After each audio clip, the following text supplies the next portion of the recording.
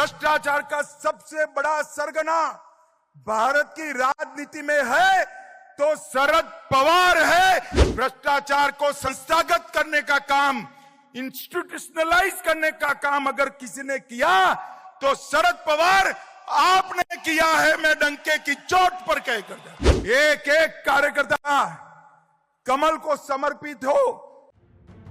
महाराष्ट्र में होने वाले विधानसभा चुनाव को लेकर के कवायद शुरू हो चुकी है। एक तरफ विधानसभा चुनाव से पूर्व अजीत पवार की एनसीपी से 4 विधायक शरद पवार की एनसीपी ज्वाइन कर लिए, तो वहीं अब बीजेपी भी कमर कस चुकी है।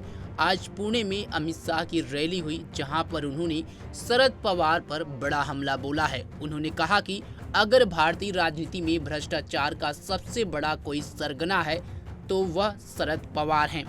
मुझे इस बारे में कोई भ्रम नहीं है। अगर किसी ने इस देश में भ्रष्टाचार को संस्थागत बनाने का काम किया है, यह शरद पवार हैं। मैं खुले तौर पर कह सकता हूं कि आप हम पर भ्रष्टाचार का आरोप लगा रहे हैं, लेकिन इस बार आपका झूठ काम नहीं करेगा। सुनिए शरद पवार को लेकर के अमित शाह ने क्या कुछ कहा।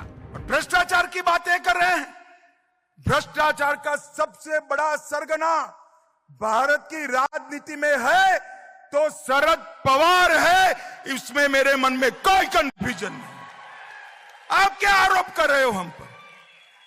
इस देश में कोई भी सरकार में भ्रष्टाचार को संस्थागत करने का काम, इंस्टीट्यूशनलाइज करने का काम अगर किसी ने किया तो शरद पवार आपने किया है। मैं डंके की चोट पर कह कर हम पर आप भ्रष्टाचार का आरोप लगा रहे हैं।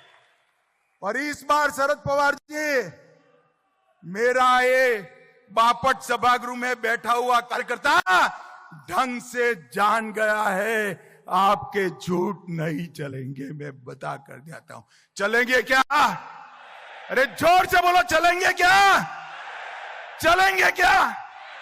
घर घर जाकर इस झूठ का जवाब देना है, पर्दाफाश कराना है। ये झूठ भी बोलेंगे, भ्रांति भी फैलाएंगे, अपने यहां विखवाद खड़ा करने का प्रयास भी करेंगे। मैं सभी कार्यकर्ताओं को आज कहना चाहता हूं, अपने आप को इस चुनाव तक साइड पर कर दीजिए।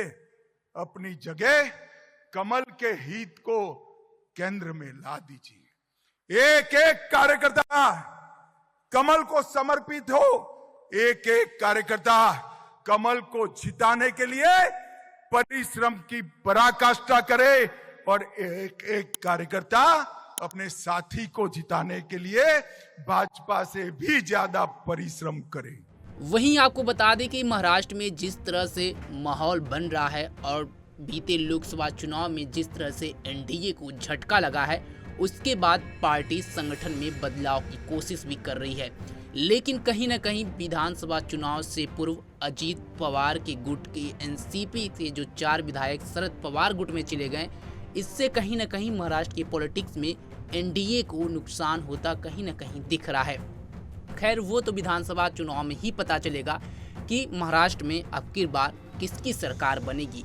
लेकिन इस बार महाराष्ट्र चुनाव दिलचस्प होने वाला है, क्योंकि जहां शरद पवार में 2 गुट है तो ही शिवसेना में भी 2 गुट में बटी हुई है।